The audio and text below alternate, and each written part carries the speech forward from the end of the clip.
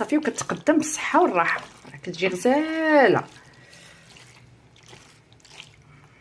سمعوا لي الصوت اختي، انا هذا الصوت هو اللي كتحمقني.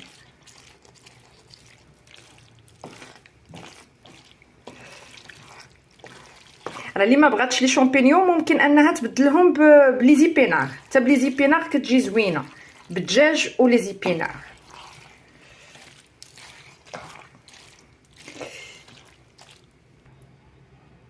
صافي انا حكيت عليه الجبن مره اخرى من الفوق وشويه ديال الزعتر، وعملت شويه من داك الزيت الحار اللي عرفتو اللي كيجي مع البيتزا، لي شويه درتو من الفوق.